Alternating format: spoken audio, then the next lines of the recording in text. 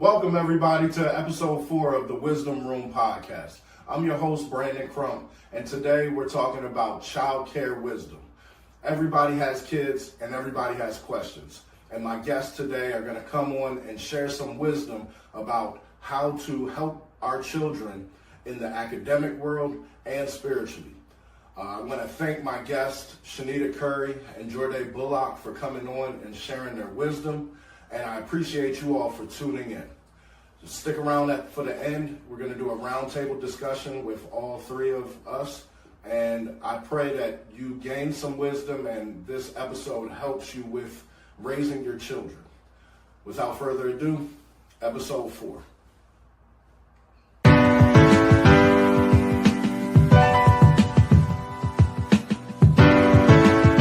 Did you know that God will give you wisdom to get through the test you think you're about to fail? He will also put you in rooms where wisdom is already there. You just have to go grab it. That's the kind of God we serve. Welcome to the Wisdom Room.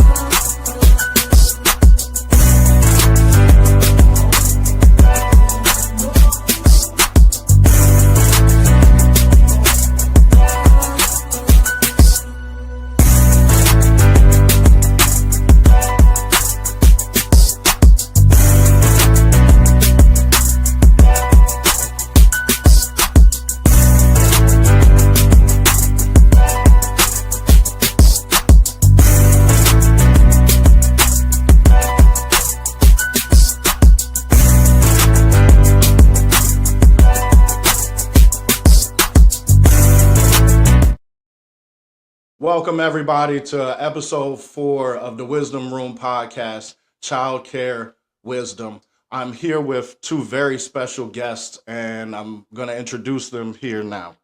My first guest is a proud native of Farnham, Virginia, now residing in Northumberland County with her husband, Thomas Curry. She is a dedicated special education teacher at Northumberland Middle School with 14 years of empowering students. She holds a bachelor's degree in criminal justice and is a qualified mental health professional for both children and adults, with a strong background supporting at-risk youth in her community. She is also the CEO of Silent Voices Advocacy, where she serves individuals and families in need. In addition, she's a counselor for Girls Empowerment Camp through MAA Corp, a varsity cheerleading coach at Northumberland High School, and a youth choir director at Mount Zion Baptist Church. In her free time, she enjoys photography and praise dancing. Her favorite scripture is Philippians 4:13, I can do all things through Christ which strengthens me.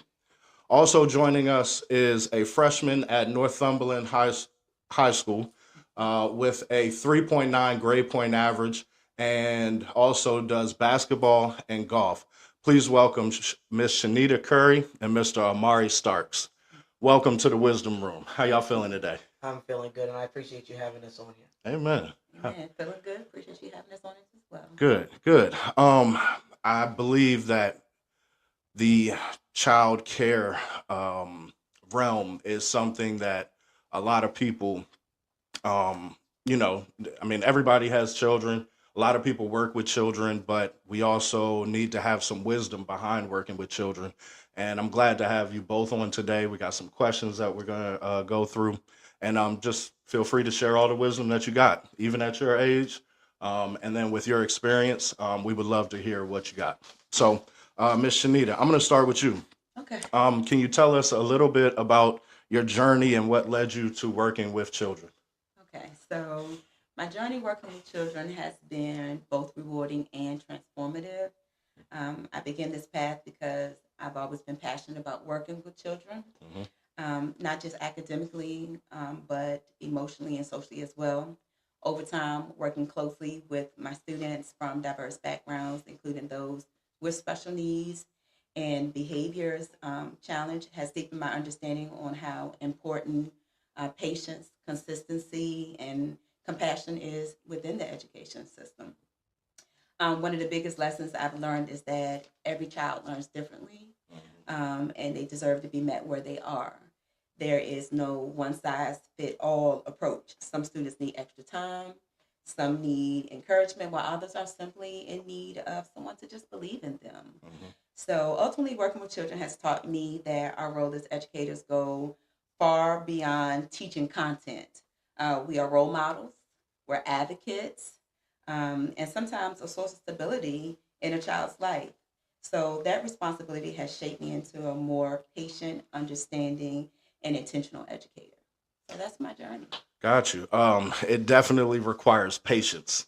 Tell me a little bit about how patience has come into play, or what you in your daily teaching.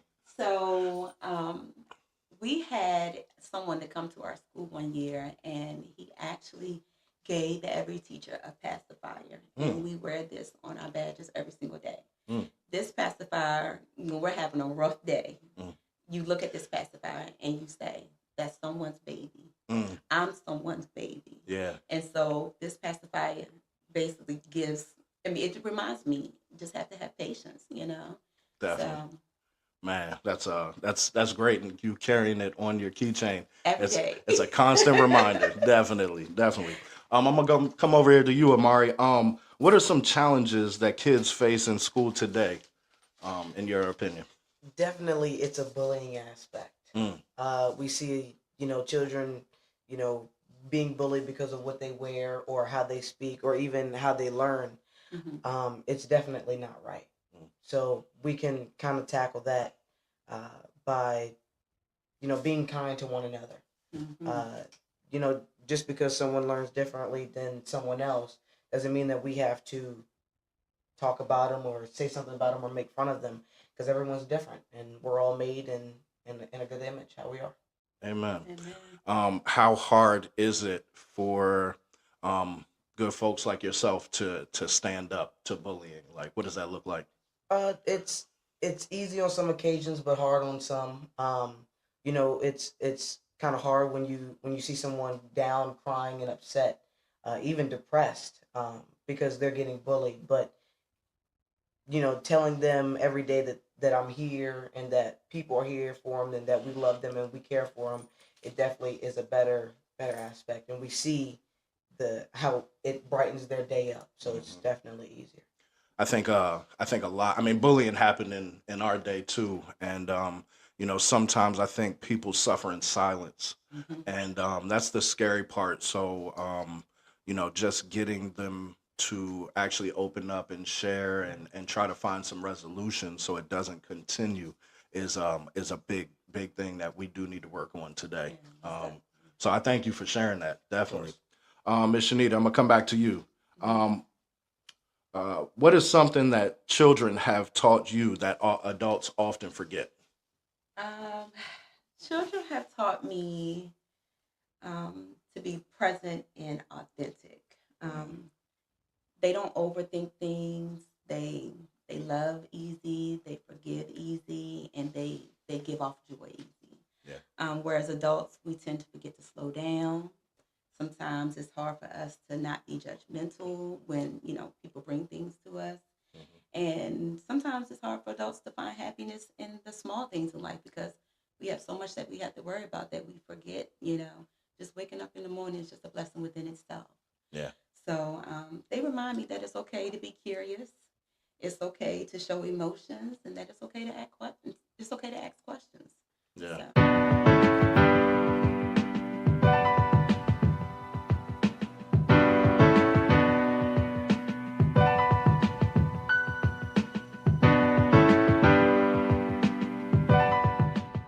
Ms. Curry, good to see you. Good to see you too. Okay. So what's one of the biggest misconceptions that people have about working with kids or in the teaching environment?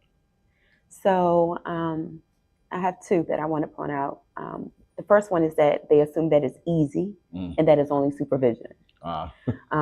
When in reality, it requires patience, consistency, emotional intelligence, and intentional guidance. Gotcha. Every child comes with different personalities, experiences, and needs. And it takes a skilled person to nurture their growth while providing a safe and structured environment. And another misunderstanding is that children should automatically know better. Yeah. Many behaviors that adults label as misbehaviors are actually forms of communications. Children are overwhelmed. Yeah. Some lack the tools to express themselves, while others navigate challenges we may not immediately see. So as caregivers, it's our responsibility to teach, guide, and model, not just to correct. How can parents teach their kids to be kind and inclusive to children who are different? Okay. So parents play a powerful role in shaping how children treat others. Kindness and inclusion don't just happen. They are taught, modeled, and reinforced every day. Children learn most by watching. When parents show respect, patience, and kindness to people of all backgrounds and abilities, children naturally follow the example. So some of the things that you could do is just parents can have that honest, age-appropriate conversations with their children. Yeah. Don't be afraid to avoid the differences, you know. Don't be afraid to avoid the difference.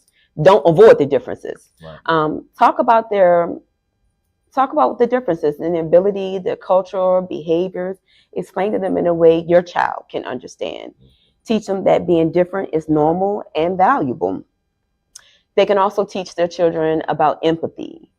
Help them to think about how others feel. Ask the question, how do you think that made such and such feel when that happened? Right. Or you could ask the question, what could we do to make them feel included, which builds emotional awareness and compassion. So at the end of the day, raising kind and inclusive children is about consistency. When children are taught to value others, they grow into adults who lead with compassion, respect, and understanding, which is something that the world needs. Definitely.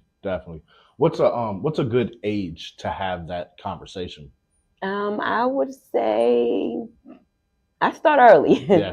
I'd start about, I want to say 5, 6, and 7. You know, when kids are young, their brains are like sponges. They pick up on everything. Definitely. So the sooner the better. The sooner the better. Yeah. Definitely.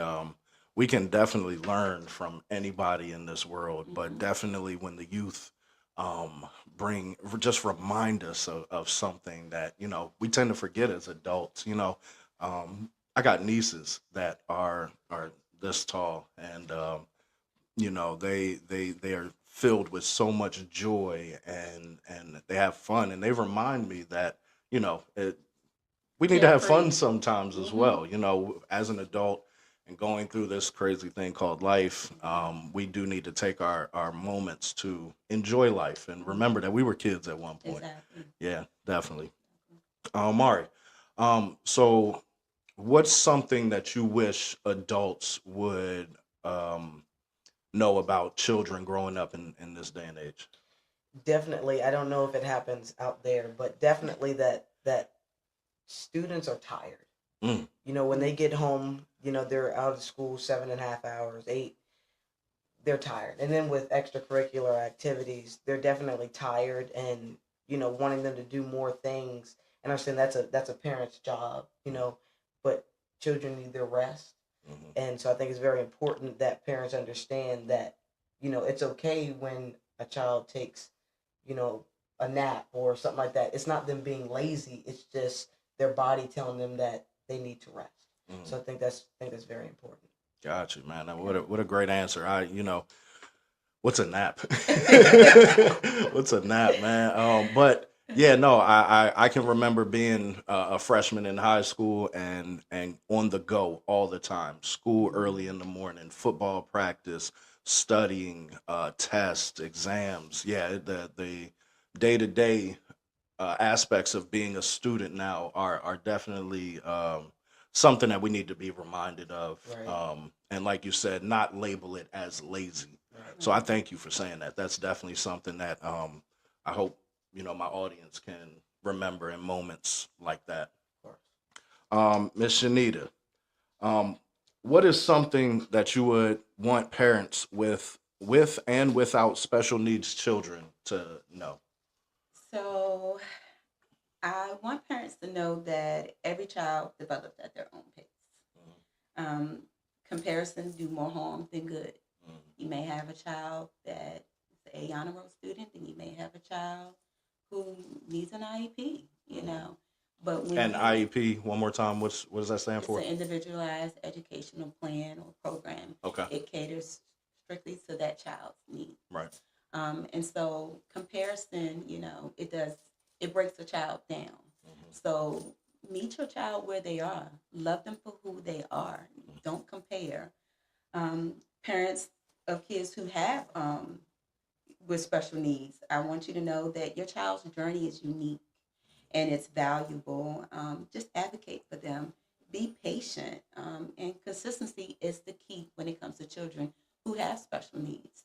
And so for parents who have children who don't have special needs, teach your kids to be kind, to be inclusive, to have empathy. Just like Mari said earlier, you know, kids learn at different paces. But if a parent is teaching a child, hey, don't bully, don't be mean, encourage, help Johnny out when you see him in trouble. Those kind of kids grow up to be great leaders. Yeah. So, you know, if your child does not have a special need, teach them, educate them about children who do have special needs. And then for all parents, I really, really want you to show up for your children. Communicate with those teachers. Know what's going on with your children. Don't wait till something happened last minute and then, you know, you're stuck between a rock and a hard place because you haven't communicated all year with the teacher. Right. So make sure that you're communicating, that you show your face, show up for your kids. It matters, and it makes a huge difference. Definitely. Oh, you also work with special needs children. What are some of the things that are misunderstood about the children with special needs? Okay. A major misunderstanding about children with special needs is that they are incapable or limited to what they can achieve. Every child has their own strengths, abilities, and potential. They simply learn in a different way. People often misunderstand behaviors, assuming they are intentionally being defiant. Many times the behaviors are connected to sensory needs, communication barriers, frustration. What looks like defiance is often a child asking for help in the only way that they know how. Another misconception is that a child with special needs requires a completely separate environment. While supports are necessary, many of these children thrive when given the right accommodations, inclusion opportunities, and encouragement. Yeah. At the core of working with children, especially those with special needs, it requires understanding, flexibility, and willingness to meet them where they are while helping them to grow into who they are meant to be. Is it, I'd imagine it's a little bit more stressful. It can be. Yeah. It can be very stressful. How do you deal with the stresses of having to give more attention to children with special needs? So you want to build that rapport with them. You want to be that safe space for them. You want them to know that you're the person that they can go to anytime something is wrong or when they're feeling frustration. When a child understands and accepts you as their safe space, they'll come to you. So it's not about saying you need to do X, Y, and Z. It's about, hey, I'm here. You can come talk to me, because these kids go through a lot, you know. And not just a child with special needs, you know, you open it up to all kids. Yeah. So building that rapport is definitely the first thing you need to do. Yeah. And then after you build the rapport, make sure that you have that line of communication with parents. You know, because sometimes what's going on at school may not be happening at home, and then sometimes it can be happening at home. So you definitely want to be in the know so that you can provide the best supports for your children. Yeah, I think being on the teaching side of it and having to communicate with the parents and getting everybody on the same page, I would imagine that's definitely the best way. Yes. To help that child excel. Yes. What are the struggles in that department as far as getting the parents and the teachers on one accord? So I guess the struggle would be if the parent isn't on board. So then you have to work even harder to build that rapport. You have to show that child that, okay, regardless of what's going on in your environment at home, that you care. And sometimes that means you have to pick and choose what you want to address. All kids are different, so you really have to learn that child and study that child just as well as that child is learning and studying you. And so you just want to be able to approach the child in a good manner. You want to always show them that you care. Provide a pencil. If you have to provide a pencil every single day, provide a pencil. My kids know when you open that door, you don't even have to say, good morning. That pencil was there, even if I'm not in the room. So it's little things that you can do as teachers to show the child that you care and build that rapport. And once that rapport is there, you probably can get a child to do just about anything that you want them to do. I think getting that child, like you said earlier, to understand that you're a safe space for them on any level at life with children is important. So you definitely have created an environment that feels safe. And I think that goes a long way as well. So this is my chair behind me, and that is where, kids can come in, they can sit down. If they just need a moment alone, I'll step out. Or just need a moment just to talk, So I try to definitely provide that, not just for kids with special needs, but for all the kids that come through here. Yeah, pretty big school.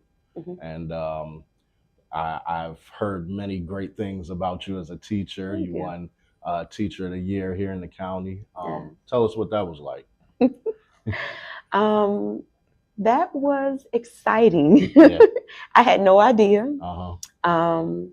I just remember all the teachers having to get together, just a typical day for me.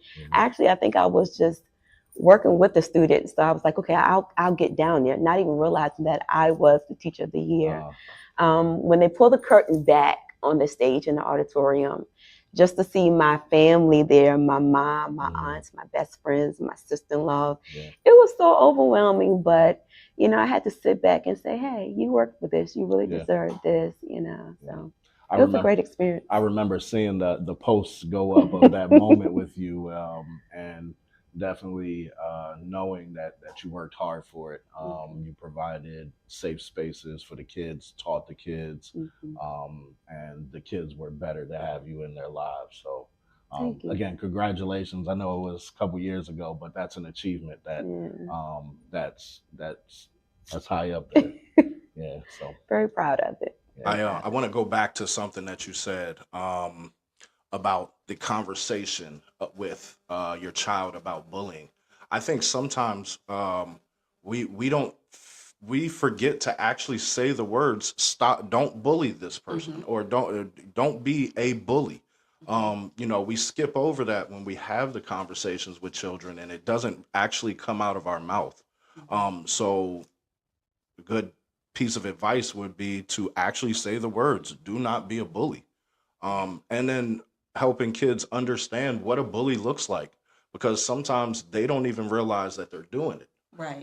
And anyone can be picking or making fun of, or, but when it goes past a certain line, or that child feels like they're being attacked, that it's an important conversation to have with the kids today. And even if you see your child doing something like bullying or laughing at a situation, you don't have to punish the child right then and there. Sitting down, having a conversation, saying, hey, how do you think that made such and such feel when you laughed at him when he tripped over his shoestring? Or how can we include such and such, in the next trip so that he or she feels included?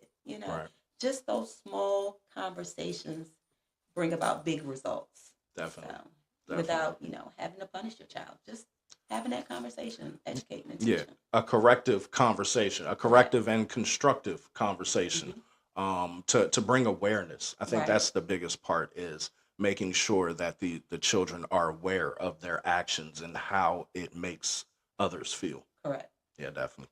Amari, I got another question for you. So you're a freshman this year, coming out of middle school into high school. What's been a couple of the biggest adjustments that you had to make coming from middle school to high school? Definitely, just overall, just being in high school, just being a high schooler. a little different. You know, you meet new people. You know, you don't see your friends as much. So you may have a class with one friend and you may not have lunch with that friend. So just the big adjustment is to, you know, make new friends, talk to new people, meet new people, see if you guys have the same interests, and that's how, you know, everybody comes together and be friends. Are the lockers bigger? Do they? Yeah, I remember back when I was in middle school, going to high school. I remember that was the biggest thing. But I had a big locker. I don't know. Well, I don't use my locker. I know many high schoolers out there don't use their Oh yeah, lockers. You know, just you can have it downstairs and you have a class upstairs. It's just because you have technology now. Like that Yeah. we didn't have. Everyone didn't have laptops back in our day. We had to carry around a book bag with big old books. You know, And it's funny that you asked him that question because when he was in the 8th grade, I actually proposed that to him, and I told him, I said, when you get to high school, it's going to be so different. And, you know, he's like, yeah. But to hear him answer that question lets me know that he understands exactly what I said to him when he was in 8th grade. So, definitely. good question. 3.9 grade point average. I just want to tell you that I'm proud of you. Yes. That is excellent. And for you to have that dedication to your studies means that somewhere before you got to high school, you probably had a good teacher that, guided you towards, making good grades. definitely everyone there on the middle school side, definitely they've Got been inspirational. Gotcha. Miss Curry, is there anything you want to leave us with? Just show up as a teacher, as an educator. I don't know how many times I can say it. Show up for your babies. Just communicate with your teachers. Just figure out what your child is doing throughout the course of the day. Ask how you can help the teacher. You know, sometimes kids come in, we don't know what's going on at home. They come in really sad or, may just have a lot on their minds. It's nothing wrong with just communicating with that teacher. That is what we are there for. We're here to fill in that gap, love on these children, and make sure that they be who they are meant to be as adults.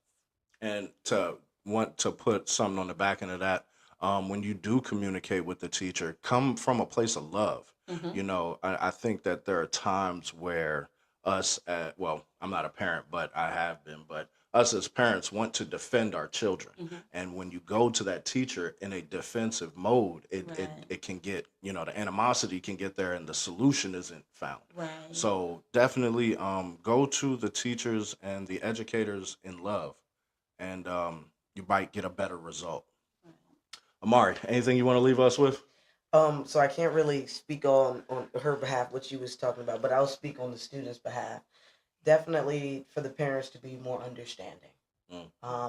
Whether it's grades, whether it's, extracurricular activities, it's a lot. And work can be, Overwhelming. yeah, really. You have many classes throughout the day and some have them throughout the year. And just the work can pile up. And then when they get home, then you just want them to do these things constantly. I think it's very important for rest. I think it's very important for parents to understand, and even teachers, to communicate and to work with each other, and that's how we can build this student to teacher Rapport. and yeah, right.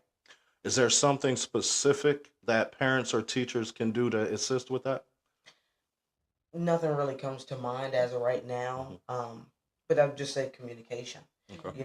I'm missing an assignment, work with me on it. If I don't understand, and I'm missing an assignment from a couple weeks back, of course we need to keep moving, but just work with me. What I'm saying? And that goes for a lot of teachers out there and a lot of students. Just work with me. That's what I got. Gotcha. Well, Miss Curry, I want to thank you for coming on, for sharing your wisdom. I truly appreciate it, and then bringing Amari, a well-spoken young man. Yes, he is. I wasn't expecting you, but when it was suggested, I was like, okay, yeah, we can make it work, and it definitely worked. You sharing the wisdom that you have at your age for the parents at home and speaking on behalf of kids that are going through it right now. I am honored to have you on and to share all that. So thank you both for your time. And We appreciate you. Shanita, you'll stick around for the round table, and we'll swing back on that way, okay? All right. We'll be right back. So, Ms. Curry, how can parents teach their kids to be kind and inclusive to children who are different? Okay. So parents play a powerful role in shaping how children treat others. Mm-hmm. Kindness and inclusion don't just happen. They are taught, modeled, and reinforced every day. Children learn most by watching. When parents show respect, patience, and kindness to people of all backgrounds and abilities, children naturally follow the example. Mm-hmm. So some of the things that you could do is just parents can have that honest, age-appropriate conversations mm-hmm. with their children. Yeah. Don't be afraid to avoid the differences, you know. Don't be afraid to avoid the difference. Don't avoid the differences. Right. Talk about the differences in their ability, their cultural behaviors. Explain to them in a way your child can understand. Mm-hmm. Teach them that being different is normal and valuable. They can also teach their children about empathy. Help them to think about how others feel. Ask the question, how do you think that made such and such feel when that happened? Right. Or you could ask the question, what could we do to make them feel included, which builds emotional awareness and compassion. So at the end of the day, raising kind and inclusive children is about consistency. When children are taught to value others, they grow into adults who lead with compassion, respect, and understanding, which is something that the world needs. Definitely. What's a good age to have that conversation? I would say I start early. Yeah. I'd start about, I want to say 5, 6, and 7. You know, yeah. When kids are young, their brains are like sponges. They mm-hmm. pick up on everything. Definitely. So the sooner the better. The sooner the better. Yeah. Teaching them while they're young mm-hmm. is definitely important because those are the ones that last the longer. It's imprinted in their brain. So that's definitely great wisdom there. Thank you for sharing your wisdom with us. You're welcome.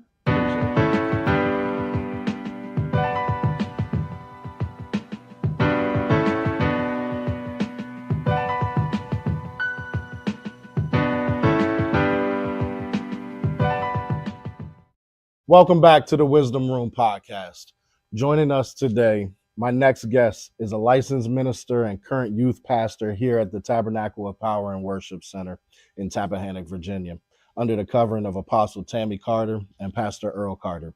She is committed to guiding and uplifting young people through faith, but professionally, she's been employed with the Navy Child and Youth Program for the past 10 years. She holds an associate's degree in early childhood education. She is passionate about caring for children, especially in their early years, and strives to extend God's grace and love in all that she does. She believes that love, support, and guidance play a vital role in shaping strong, resilient, peaceful adults for the future. Please welcome to the Wisdom Room podcast, Pastor Jeour'De Bullock. Thank you for coming on the show. Mm-hmm. I appreciate your time, and I knew I had to have you on this segment because of all that you do professionally with children, and then also for the work that you do here at the top mm-hmm. with the youth ministry. So I got a couple questions for you. We're gonna get into your experience okay. and any kind of wisdom that you can share about children, childcare wisdom. So, okay. What first inspired you to start working with children? What first inspired me to start working with children, y'all know her as Apostle. Mm-hmm. Y'all know her as Pastor Tammy, Prophet Tammy, but my mama, I watched my mama be a part of everybody's village growing up. I watched her babysit. I watched her help raise her nieces and nephews, put them on the bus, send them to school, feed them, all those things.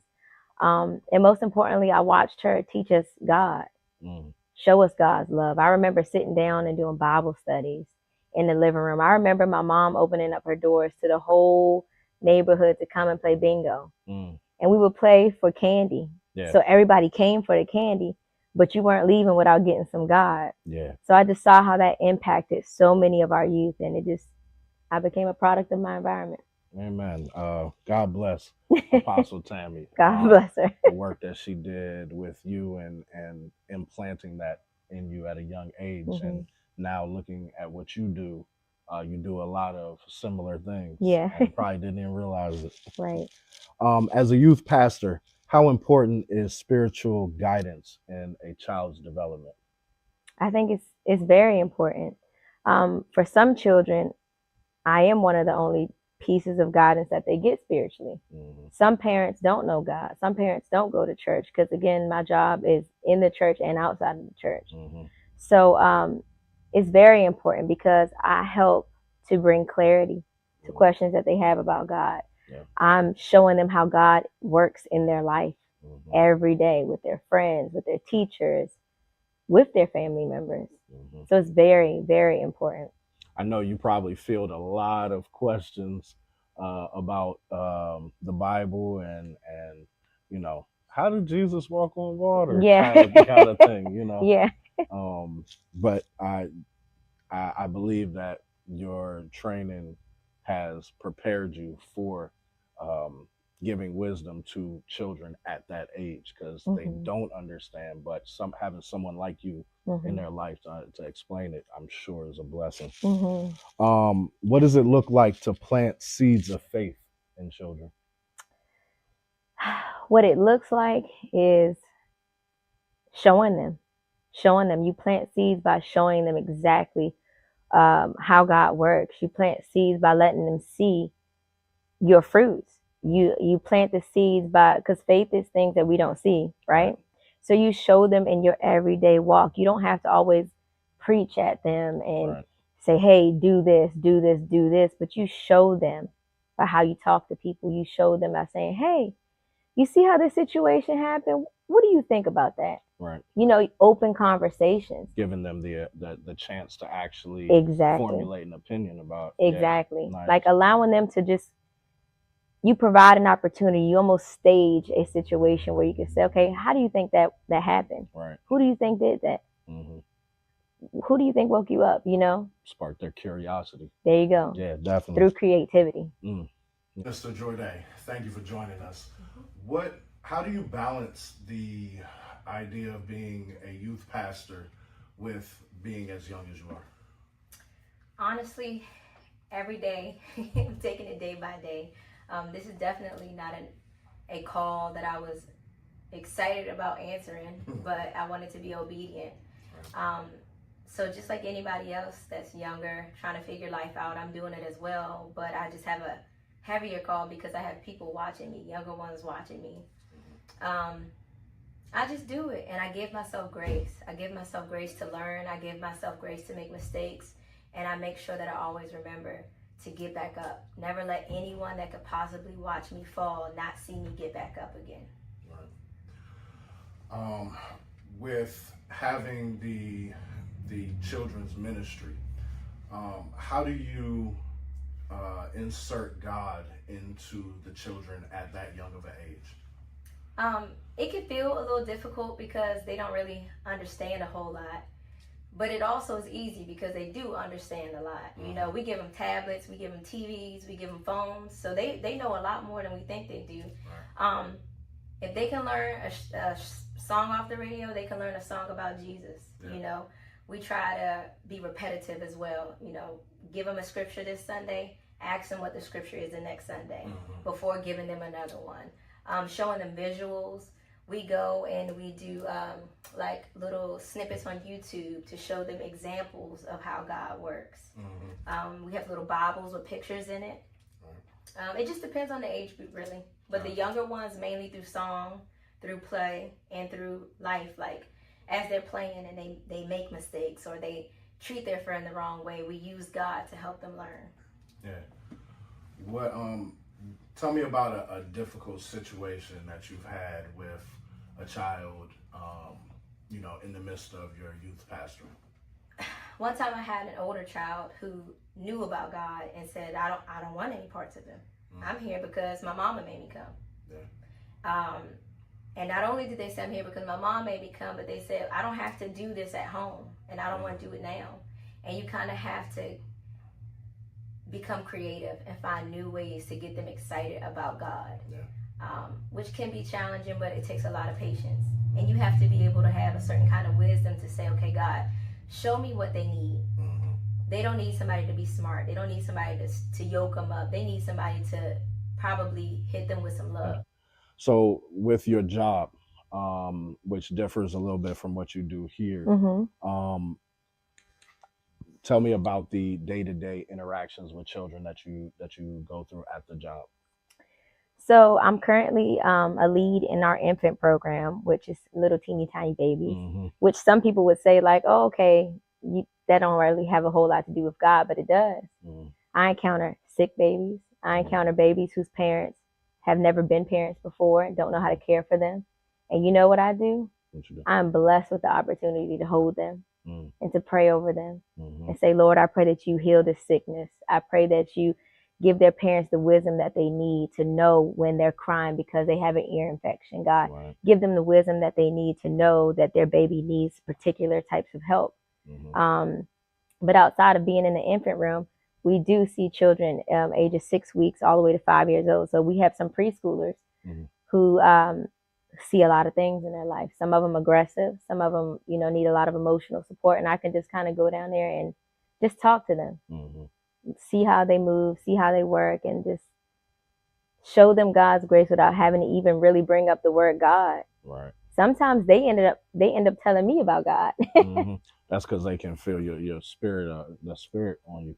Yeah. Definitely. And sometimes they even say like, I feel something. And I'm like, Yeah. You've been doing that for 10 years. 10 years. Tell me about your journey through your professional job. So I've been with the Navy child and youth programs for 10 years. But prior to that, I've been doing YMCA before and after school, YMCA preschool since I was in 9th grade. I just started one day. I needed a job. I was never that kid who wanted to say, Mom, can you give me money to get my senior ring? Right. Mom, can you give me money to get my first car? I was like, hey, I want to get on the bus, do work release, and I want to work. And I started working with the kids. Yeah. So your calling kind of fell to you. Yeah. Somebody actually came to me and said, I think you would do really good working with kids. And I did it. Well, I see the work that you do with the kids back there. I mean, you do wonders with them, especially some of the kids that come through here and they got all the energy. And when they get back there, it's like, how do you actually contain all that energy and teach them God at the same time? So first I have to say, I could not do it without my team, my teachers. This is not a one-man show. I would never. Yeah. Shout out to Miss Brandy, assistant youth pastor Alicia, Big Leash, Big Leash, Miss Muka, even Miss Jakar, who helps cook the food and everything because she plays a big part. But we really do it just by never giving up on them, never losing our patience with them. It doesn't matter what you go through before you step back there. It doesn't matter what's happening at home. You have to come in here with a spirit of thanksgiving, of grace, and a spirit to hear what God tells you to do. Some children need something different. You have to be able to hear God's voice to say, hey, this baby right here just needs some love. Right. This baby might not want to talk. Don't make them talk today. Right. Just give them a chance to come and sit beside you and be your helper. And your spirit of discernment is big in that too. So yeah, shout out to the whole Top Youth Ministry. They do wonders back here. So if you're looking for a church with good child care development within the church, please bring them to the Top. Youth Pastor Jeour'De and the whole crew are amazing back there. So big shout out to the Top family that do work back there. How can parents balance protecting their children while also letting them learn from their mistakes? Safe distance. Most parents want to make their children be a certain way. They want to make their children sit down, be quiet, and listen. Right. Those are the kids that show off the most. Because think about it, we send them to school and they spend 8 hours a day sitting down, listening, and doing whatever a teacher tells them. So outside of school, when the parents are like, okay, let me take you to another setting where they gotta listen and learn, parents are like, just do as I say. But if a parent is patient with them, if a parent kind of talks to them with grace, they listen a lot more. They listen a lot more. I'd say and that ties in with the distance thing. Sometimes we have to learn to just pray for our kids and not necessarily have to make them do something. If I notice that my child is acting a little different, unless this is a moment where I really need to step in, sometimes I got to step back and say, okay, God, I see that my child needs something, and I'm just asking that you touch her in the places that she doesn't speak about. Show me what she needs. Right. Show me the extra activities to do with her. Show me give me the patience to deal with her. God, give me the patience when I get off of work and I'm tired to just say, you know what, come here. Come give me a hug. Yeah. You know, children can be just as overstimulated as we are. That's a big point. What I've noticed in a lot of your answers is asking God for revelation. That's a big part of it, because if you're trying to figure out your child on your own, you're going to come up short.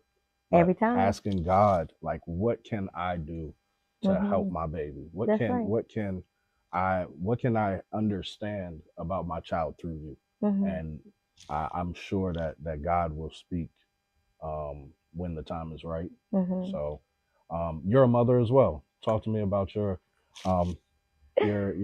mommy Jeour'De. Mommy Jeour'De is still figuring it out. Mommy Jeour'De sometimes has to get on my knees and go to God and just say, Lord, I need you to help me. I don't know how to do this. I've never done this before, you know. I can teach other people's kids based off of the information I learned from a textbook. But what do you do with your own kids? You know, both of my kids are very, very, very different. Both of my kids are also very spiritually gifted. Mommy Jeour'De just takes it day by day. Yeah. Mommy Jeour'De makes sure that not only do I listen to my kids, but I also make sure that I go back and I apologize when I'm wrong. That's something that really stands out to me. Whenever I can go back and say, you know, Riley, I apologize for yelling at you like that. She comes to me and says, okay, can we talk about it? But if I don't apologize, she's just as mad as I am. And we both sitting there like this, you know? Yeah. So Mommy Jeour'De is just taking it day by day. Amen. Thank you for being transparent with that, because, you know, for a lot of, and even educators or teachers who have children, you know, it can be night and day sometimes. So for you to share that, you know, and I'm sure you're not alone on that. What's a moment with a child where you realize they were actually teaching you something? I have so many moments. So many moments. I've taught so many children over the years. But I have to take it back to my kids. I learned some of the biggest and greatest and hardest lessons from my children, typically, especially my oldest. Yeah. I think I saw you on Midday Motivation one day talking about when Riley prayed for her teammate to get a hit, and she got to hit that game. That was a great teaching, because we have a lot that we can learn even through children as well. So that was there. Sometimes children can teach us the greatest lessons because they go through life in such an innocent way. You know what I mean? Like, they give it to you straight up. They're not manipulating the situation. They're not switching it up so that they sound good, so that they look good. They're giving it to you straight up. Yeah. And if you know God and you have wisdom and discernment, you see God in them. Right. Definitely. How do you balance discipline and grace when guiding children? That can be challenging. Balancing discipline and grace, they're both important, and you have to realize that one is not greater than the other. You just have to recognize what that child needs in that moment. Yeah. Sometimes we like to say, oh, I'm a disciplinarian. You're not going to get very far with a child who needs grace.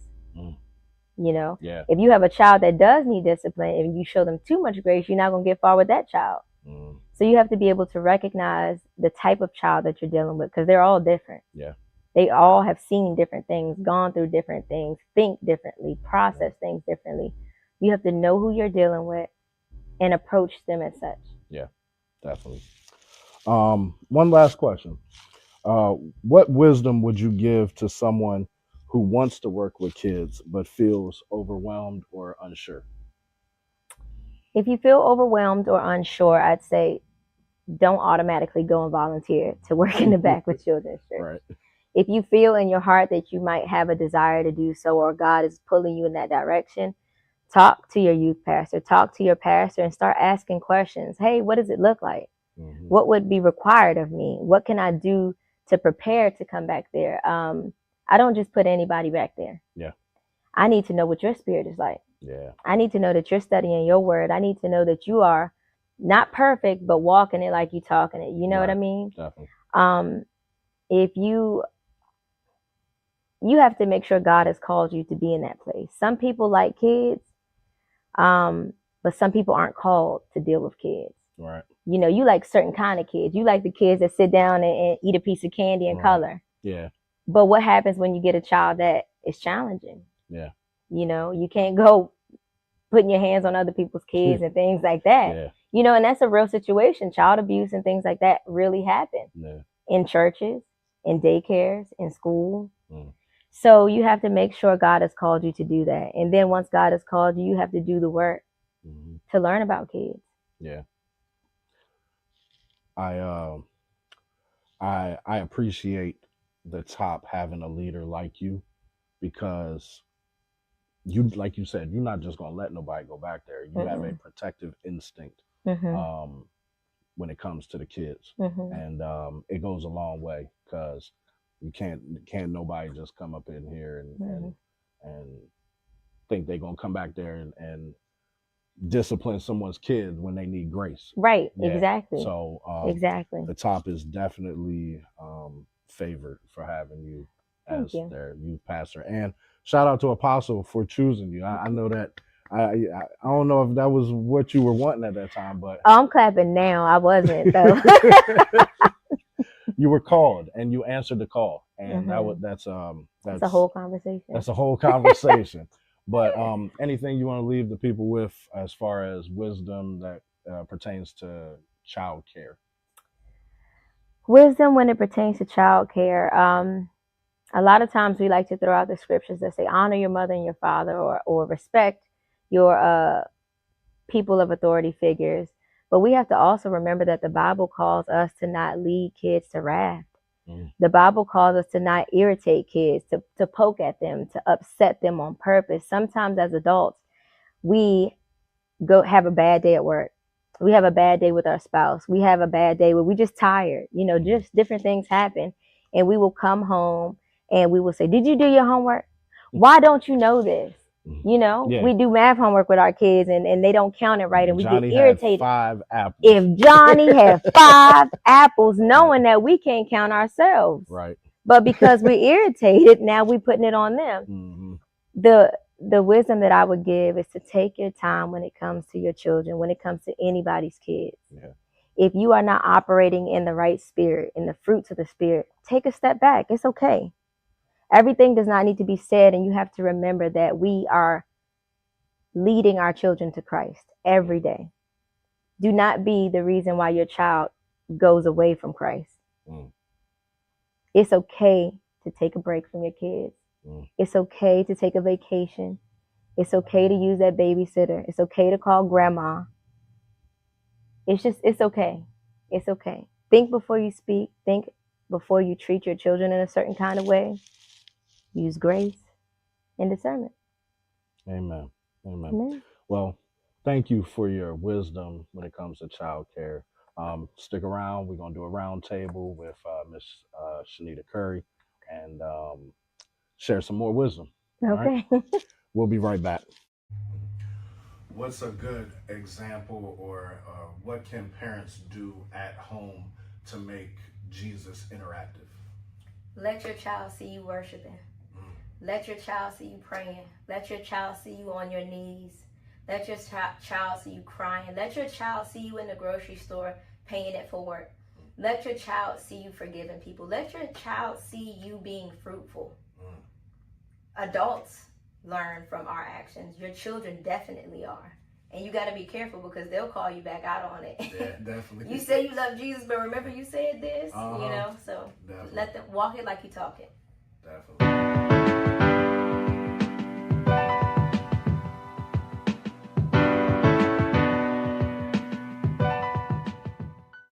Welcome back to the Wisdom Room podcast. We now have Minister Jeour'De and Shanita Curry with us doing a roundtable. So we got a couple questions. First of all, ladies, I just want to thank you all for your interviews and the wisdom that y'all let go of through that. So I just want to, again, thank you all, and I appreciate you all's time. Thank you for being here. Good. Got a couple questions for you both, and I'm going to start with Mr. Jeour'De. How can we help children understand that they have a purpose even at a young age? I'd say we can help children to understand that they have a purpose by helping them to tap into their gifts. Mm-hmm. You know, we can recognize what gifts are before they do. Yeah. You know, if you see that they talk a lot, instead of bashing them or telling them to be quiet, maybe they might want a podcast one day. So just kind of letting them know, like, hey, this is actually a gift if you use it in the right way. Nice. Nice. Same question. Just like she said, but you know, just encouraging kids, let them know we don't expect you to be perfect. We don't expect you to have life figured out. Where you are right now, you matter in that moment, and that you have value, and that whatever gift God has given you still is important, and it can be used even at your young age. Definitely. I think the kids are definitely more impressionable at a young age. So like you said, getting them to recognize their gifts is definitely a great advice. Great advice. Shanita, what advice can you give parents that struggle with helping their children at home academically? That's where that communication piece come in. You know, you're sitting down with your child and you're seeing that there's some struggles within whatever content area they're working with. You know, email their teacher, say, hey, this is what I'm seeing while I'm at home working with he or she. Can you tell me how they're doing at school? And then see what kind of supports that the school offer. Is there after school tutoring there? And then even after doing all of that, if that doesn't work for the child, then come to the table, formulate a plan, get some assessments done. Your child might need an IEP or a 504 plan. You know, just meet your child where they are, just figure out what the need is. But that only happens with that communication, that data, and moving forward from there. Nice, nice. Jeour'De, same question. I agree. The same thing with communication. I'm a little bit different though. So I do early childhood education. So I'm 6 weeks to 5 years old. And with that being said, if you start to notice that your child is learning differently, struggling in a certain area, socially, all those things, be aware of it. Take a mental note, not jot it down mentally. And when it's time for them to go to school, go ahead and let that teacher know, like, hey, I've noticed that they read words backwards, or they struggle to read a little bit, or socially they're a little awkward, or sometimes they show a little bit of aggression. But know your child. You're your child's best advocate. Yeah. So speak up for them. And be honest about it. Don't be embarrassed about it. A lot of times you find parents who are embarrassed about where their child is because their child isn't where they feel like their Other kids are, you know. Yeah. So they kind of like pacify it and push it under the rug, hoping that things will get better.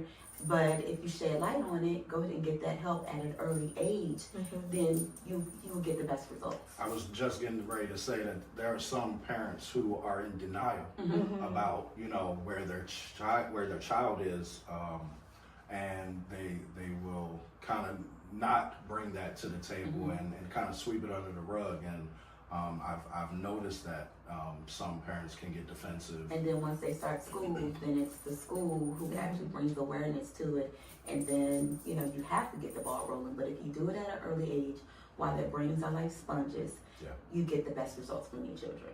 Definitely. So don't be embarrassed. Help your babies. Definitely. One last question for you ladies, and I'll start with Ms. Shanita. Okay. If you could give one piece of wisdom to parents raising children in today's world, what would it be? I would say, be the parent. Don't be the friend, the best friend. Be the parent. Give your children grace. Let them know that they can come to you with anything. Be that safe space for them. Right. And then at the end of the day, let them know that there's a man named Jesus who will always be there, even when they're not able to be there. Give them that substance, you know. Excellent, excellent. Jeour'De, same question. Same as she said. That was a really, really good answer. But to also remember, like, your childhood is not the same as your child's childhood. You know, times are always changing. They're evolving. These kids are seeing way more than even I saw, you know, when I was growing up. So to have grace for them and talk to your kids. Talk to your kids. Ask them how they feel. Ask them how you can help them. Listen to them and support them.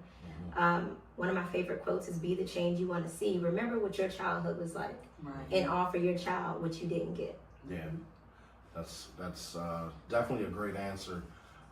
Sometimes we do get trapped in the cycle of what we've been through and only doing what we saw growing up. So it's definitely important to break that cycle, break those generational curses, and, you know, make our children better than what we had.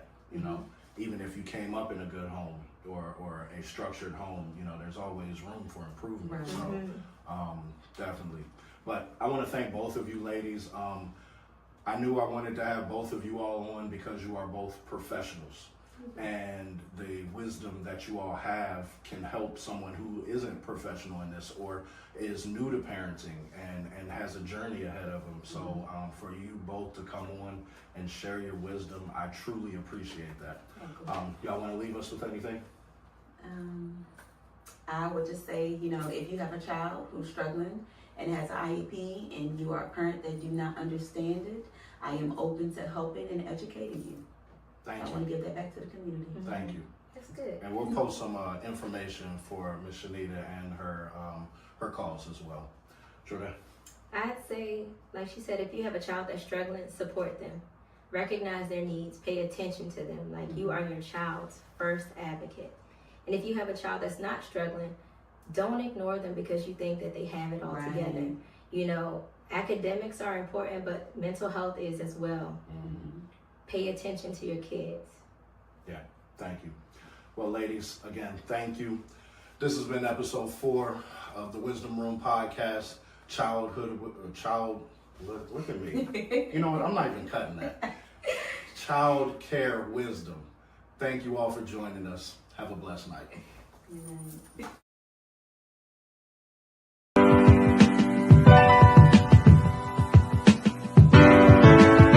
Did you know that God will give you wisdom to get through the test you think you're about to fail? He will also put you in rooms where wisdom is already there. You just have to go grab it. That's the kind of God we serve. Welcome to the Wisdom Room.